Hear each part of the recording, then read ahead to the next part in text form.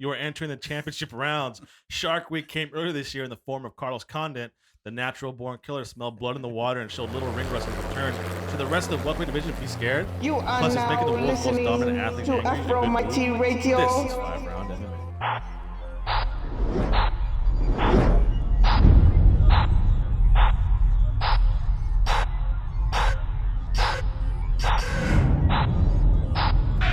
Hello there, my name is Alex Ramirez, alongside me my co-host Guillermo Cita, Albert Cita, known as the Super Cita Brothers, or no, as the Super Splash Brothers. No, man. No Golden State talk here. Clippers fan If you're here. not watching the video, you should have saw Guillermo's face. Cavaliers. This Let's go. is 5 Round MMA. Today's show is brought to you by our fine line of sponsors. First with 5 Rounds Clothing, which Guillermo's wearing an awesome shirt of that. A rock and green eco-friendly cleaning products, and of course the RMA Foundation, Redemption Martial Arts. Gentlemen, the return of the natural-born killer Carlos Condit is top of our list today.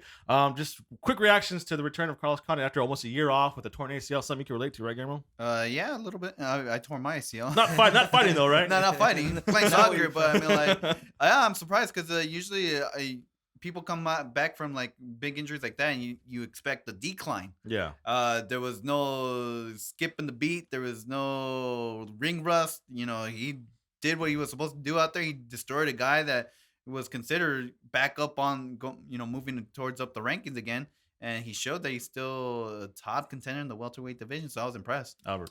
Yeah, the only negative thing I can say, but then again, I think every Carlos Condit fight is like this, where he's kind of a slow starter. Yeah. And I think he found that range towards the end, and I think that's when he really started kicking it up. But he did start off slow. But then again, I think he's always been a slow starter, so I think you didn't listen to what Alex said. You know, he smelled blood in the water, and that's what Carlos Condit needs. Once he smells the blood. Well, yeah, no, that's I'm just saying. It seems like he elevates even higher. I'm going to say, speaking of smelling, I don't think Thiago Alves is going to be smelling anything anytime soon. You guys see his nose? His nose was like bashed up into his forehead. It was disgusting. No, I mean, people are saying, "Oh, the fight should have continued," but you saw his nose, Albert. Yeah, the crazy part is the doctor would clean it all up, and then it'll quickly start drizzling blood like a drain, just all over again. Well, we talked about throwing in the white towel. I think that it was I thought it was a great stoppage. You don't want to put that fighter in more danger, and we talked about it like a couple of weeks ago about Mark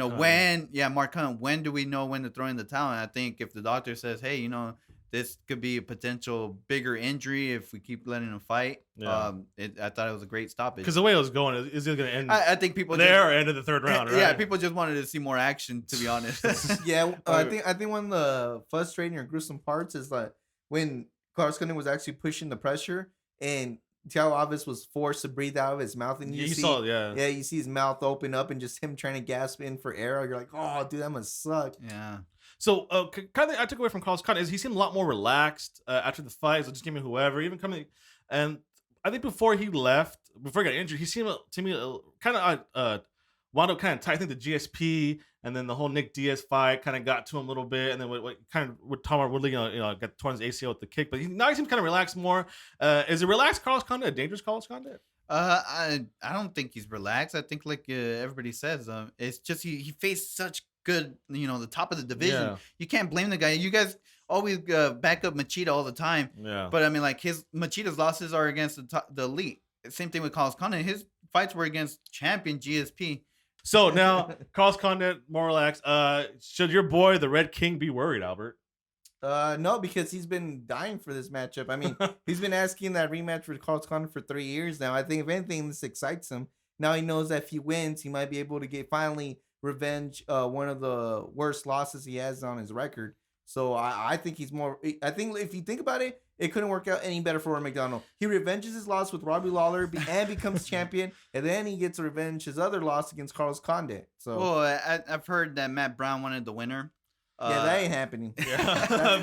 That's not happening. But before all that, okay, so there's Matt Brown in the picture. And he's better off challenging Thiago Alves when Thiago's nose gets better. Okay, so there's Matt Brown in the picture. There's also Tyrone Woodley. I think Carlos Condit wants the rematch because, I mean, like, he did lose early in the bout due to a torn ACL, and you could tell, I mean, like, that really affected I mean, anybody that's gone through a torn ACL is not the best pain in the world. But you know what's the funny part is? I really do think Carlos Condit is above Tyrone Woodley just because Tyrone Woodley had backed out in that Hector Lombard fight, and I think that they're really still working against him. And see, that's the other potential matchup is Hector Lombard once he comes back from injury. Well, No, not injury. Let's look at Tyron Suspensions, Woodley. yes. So after the win with Carlos Condit, he lost to Roy McDonald by decision, and then he's back-to-back wins against Dungan Kim and Kevin Gosselin. So he might be a little. Is Dungan Kim? To me, it makes sense for Tyron Woodley to jump And in Dayon Kim's back on top too. Then you know. So I think the return of Carlos Condit makes the welterweight division a little bit more interesting. Yeah, I like it. It's like I just maybe Robbie Lawler's champion. I'm like, okay, let's get some new blood in there. But we'll see. I think Carlos Condit, it's good for the division, especially the net. He seems like the natural born killer is back again. Because remember, he was apprehensive against GSP, Nick Diaz. Remember that Nick Diaz fight? He kind of played too much to strategy a little bit, even with the and also with Johnny Hendricks, who's kind of like wasn't like as bloody as about we thought we'd see. But it's good to see Carlos Condit back. Co-main event: Charles Oliveira. He tied. He's now third all time UFC submission victories with 7. Defeated Nick Lentz. After the fight, he said, "You know what? Hey, I'm Nick Dana White Joe Silva. I want to be the elite guy." But past losses to Cub Swanson and Frankie Edgar. Is he now an elite guy? That's Albert's point. If anybody's gonna give him some props, that's Albert. Albert was all over Charles Oliveira. Yeah. Even against Frankie Edgar. I mean, the guy's only Against 25. It's almost like the Max Holloway thing. Yeah. Where he kind of start off too young, and then they just literally throw him in with the Sharks. And what'd you expect? I mean, well, Max Holloway is completely. I think he said that. He said No. he thinks he's like, I was a little kid. They threw me in the lions. I Then mean, I he's think- like, now I'm a lion. Now I want yeah, to fight the lions. I think it's exactly the same boat. These guys were in there when they were like 20, 21, and now that they're finally in their mid-20s, now they're kind of adapting to their. I think he just matured because if you really look Well, at yeah, that's his what past that losses, again. That's what Yeah. has to do with the age and I everything. mean, those are back to back. He lost to Cub Swanson and then he faced Frankie Edgar. Yeah, So yeah. those are kind of like that's like Uriah Faber type stuff, that's Chad what- Mendes stuff right there, That's right? what I say. It almost reflects exactly what Yeah. Max Holloway. Now they're coming into their own, and I Yeah. think now it's the time that they're actually gonna blossom. So you like him now? You like him at No, top, yeah. top 5, maybe well, top 7? That's Albert's boy. I mean, I think so. I wouldn't go ahead and just give him like, oh, here's Chad Mendes. Yeah. Let's I see wouldn't let's see how you do. I don't know about that. Maybe your boy Ricardo Lamas. I was gonna say. But I think he's gonna make a big splash now. Let's go ahead and look at the guys who are ahead of Charles Oliveira. How about that, huh? We do that. So he's currently ranked 8th. Got Dennis Bermudez, Cub Swanson, Max Holloway, Ricardo Lamas. The Desmarius fight can be a good one. Dennis Bermudez. You also got the top 3. You A got rematch with Cub Swanson would help both of them. Conor McGregor. Yeah, actually, you know what? Yeah, because Cub Swanson is on kind of decline a little bit. But then behind him, you got Clay Guida, Jeremy Stevens, Dennis Seaver, Darren Elkins. And Yeah, then he's Dustin past Poirier. that. Past that. So, I think he's past that. so basically just top 7 and up, right? Yeah, and I think Dustin Poirier moved up. Oh, yeah. Well, these So are old. These are UFC official rankings, so you know And how then they go. while we're still in this weight Yeah. class, I don't know if you guys saw the prelims. Oh, yeah, let's go to the Fight Night highlights. What do you call it? I'm gonna butcher his name, but Mursad Bektik. Okay. Okay, He that's is pretty a phenom. The kid's like he's only 24 years old. He's still undefeated. He destroyed his opponent. I mean, this kid, another kid to watch Lucas out. Martins. That's yeah, who he defeated. yeah, he's 10-0 now. That's one guy to look out for too. I mean, I was so impressed by this guy, and he's young, and and it's the featherweight division again, and there you go. I think it's pretty much it for the card, right? It wasn't too much of a. Oh no, yeah, you can fast forward to the rest. The other cowboy had an impressive yeah. win. It's KJ Noons. Yeah, but from there, it wasn't really that much of a big deal. I mean, that Honey Jason, whatever his name is, Yeah. he won, but not. I really. He's not in I the recently radar. heard KJ Noons call out someone. He's calling. KJ Noon lost. He still has- Yeah, I know, last but fight, before this fight, he was calling out someone else that he had faced recently. He still has beef with Dan Cruikshank. Remember? Because remember. He Oh, poked there him- you go, He poked there him you in the go. eye and Yes, that's where I saw. But I think I think KJ Noon's not going to be in the UFC anymore, so I don't think it. yeah, I don't think Darren Cruikshank should even waste his time with KJ Noon. So I want to jump ahead real quick to next week's UFC Fight Night card. Tim Boach and Dan Henderson's being headlined.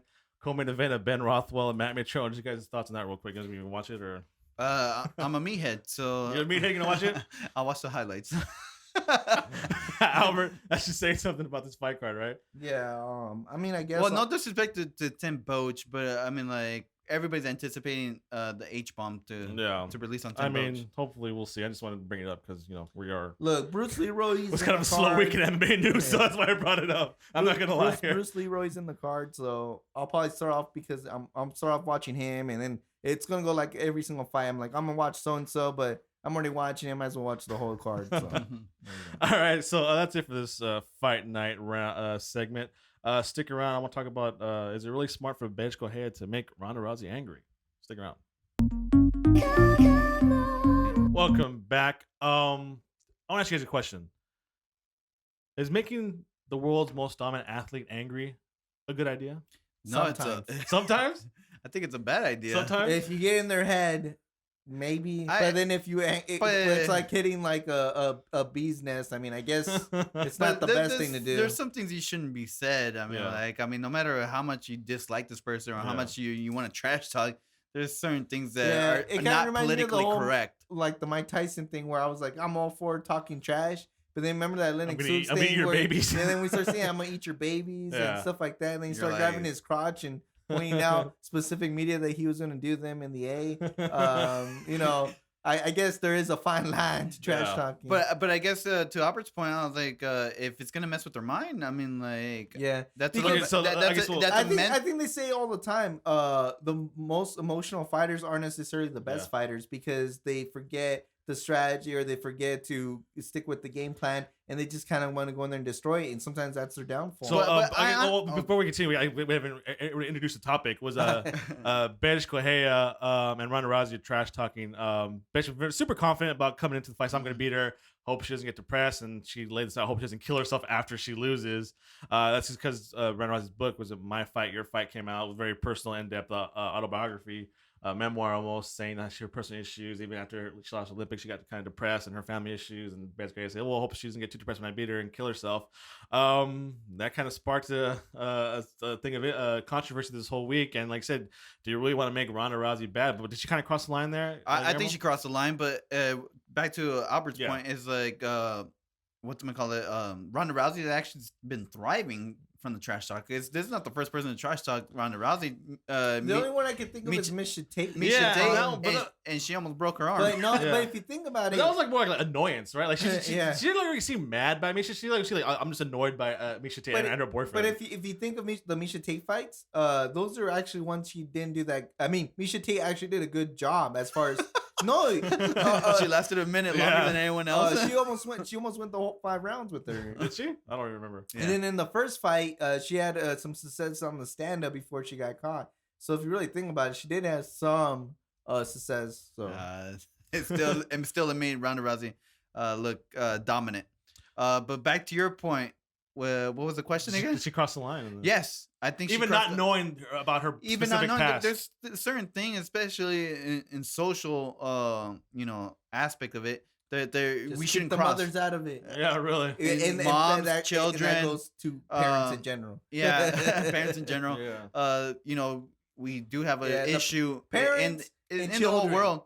Especially teenagers, suicide. Online bullying. Online bullying. There's a lot of things that we deal with, and then we hear something like that. It's like, that's a little bit uncalled for. It's not politically correct. It shouldn't be, even mentioned. Then again, the Brazilians have a famous chant when the UFC's going something ole, like, ole, ole? No, the one where cut his head off or something like that. Really? Yeah. I don't speak Portuguese. They say it all the time. So, I mean, they do come from a violent background. Is that a soccer thing too, Gamer? Did it in soccer pitch? The ole, yeah. I'll cut your head off. No, I've never heard that before. So Brazil does come from a very violent culture. Keep that in mind. And see, I mean, just take into account what Conor McGregor's doing. I mean, I don't think he said anything like. Yeah, see that I think. Yeah, he didn't say, I hope Jose Aldo kills himself.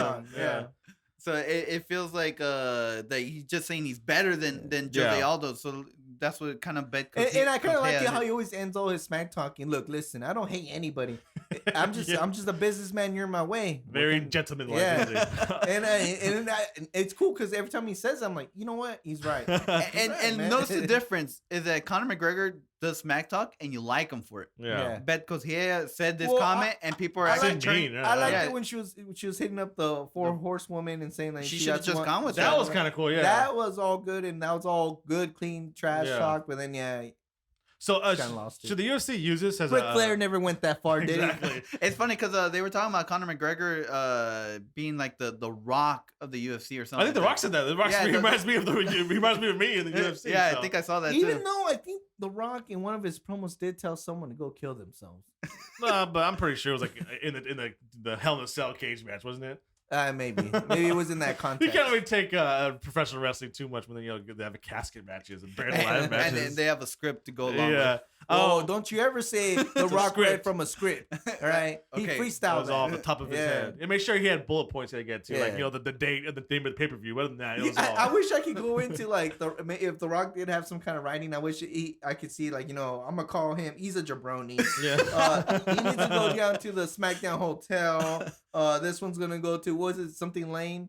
SmackDown Hotel, Jabroni Lane, or something. I don't know. Yeah, he's like, I'm gonna take this. But it's about like you go back to like the trash talking. I remember I heard Darren Cormier on the radio before the fight with Anthony Johnson talking about Ryan Bader came up and he's like, I don't even take Ryan Bader seriously. He can't trash talk. He's kind of a dork.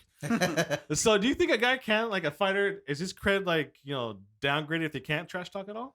No, I don't think so. You don't I think think you back it up with inside the cage.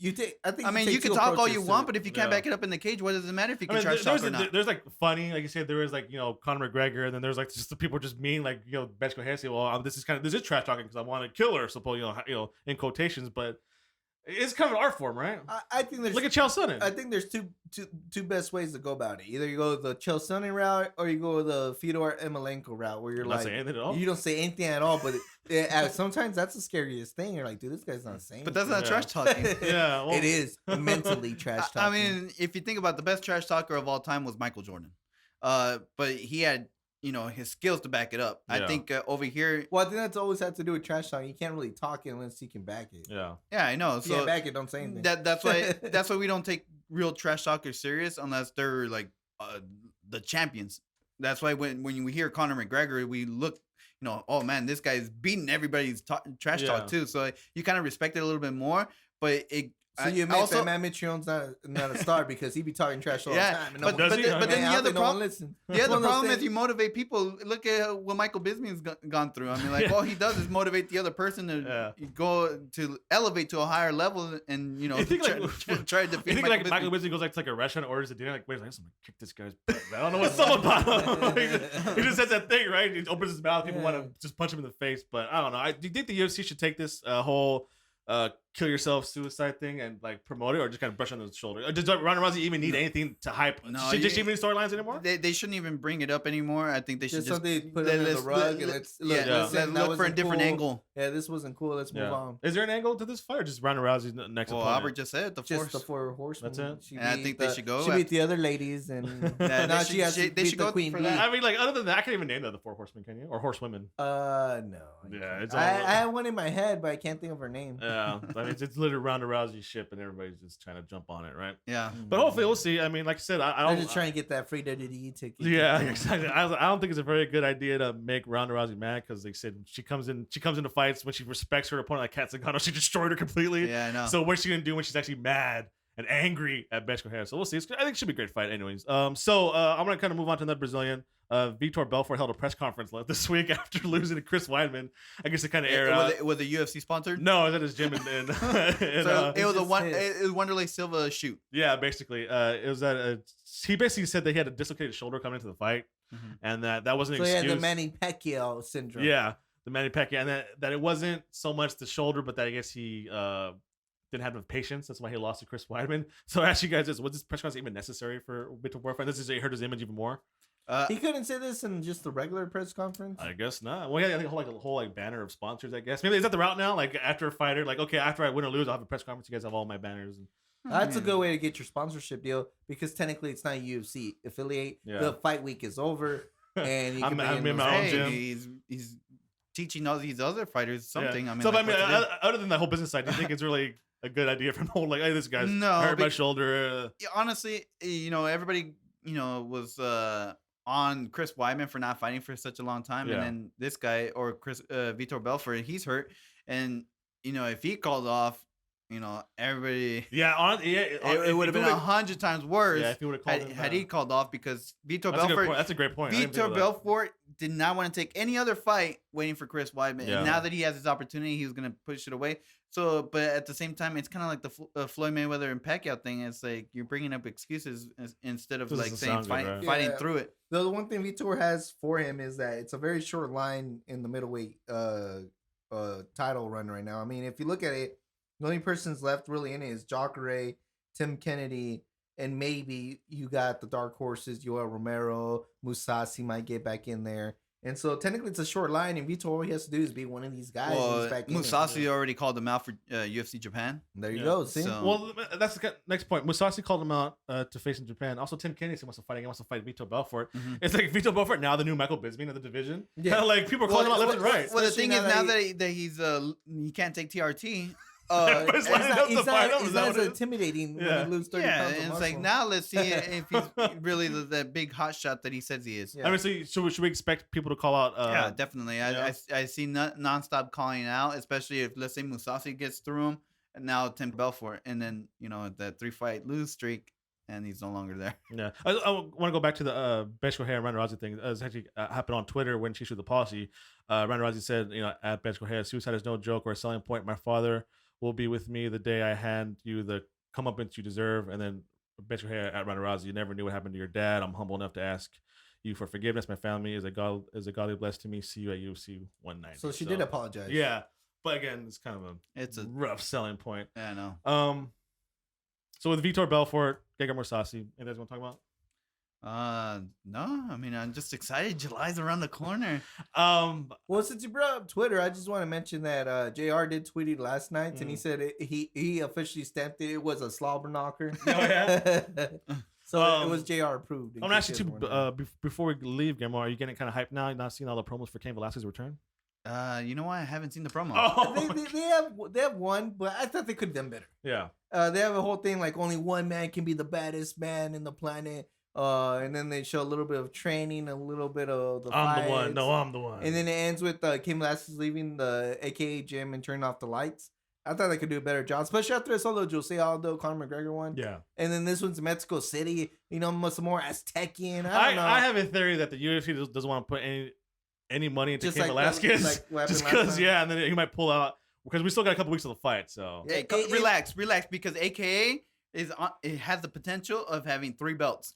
That'd be kind of cool. Imagine, Luke Rockhold, Cain Velasquez, and Daniel Cormier. Yeah. So I think the last camp I could think of that was like almost had a good amount of belts was the Militich camp. No, yeah. Didn't they have Matt Hughes, Tim Silva? I think like Jens Pulver didn't at one time. Was it at one point or something like that? Yeah. I think, but that's the only camp I could think of that at one point they had a lot of straps. Especially after AKA took a lot of criticism from Dana White. Mm-hmm. I think this was like, hey, maybe our approach we're injuring, but we're guess what? We're the delivering champions. Approach works. Yeah, I guess so, we're delivering champions. We shall see. So it could be. Remember how it was a couple years ago? Was the year of the Alpha Males? Mm-hmm. Yeah, maybe 2015, 2016 could be the year of AKA. They need to start making another. They should just start making. It could be 2015. The registration's going to go up the roof. Yeah, all you have to 2015 because let's say Cain wins. And then Luke Rockhold gets that title match against Chris Weidman at the end of, let's say, December. We shall see. Ooh. That'd be interesting for news coming out of NorCal. So that is it for today. Until next week, make sure to follow us on Twitter and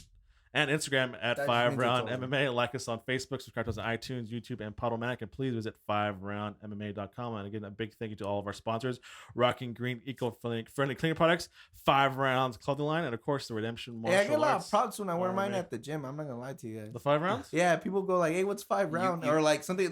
They think I'm an MMA fighter. At one, they're like, "Oh, do you go in?" I'm like, "No, dude. That's nice. I do only verbal beatdowns." Yeah, gotta go to. You go to the gym.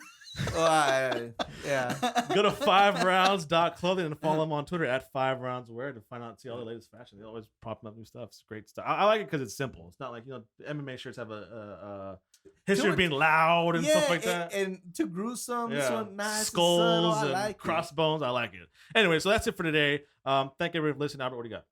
I just want to say thank our executive producer here, Guillermo Cita. There's a fabulous article out there. If you Mark Munoz fans, go check it out at FiveRoundMMA.com. No, we talked about it last week. Read it. I want the audience to read it. Do you guys think Mark Munoz deserves to be in the UFC Hall of Fame? Yeah. That's the question. And like, think our engineer over there, Steven Rosal with Rosal Records. Obviously, you know when he's here, when he's not here, because I do the audio when he's not here, and I'm pretty sure you guys can tell. Yep. So yeah, thanks everybody for listening. Oh yeah, the cream of the crop. I'm gonna do with that one guy. To get grimy.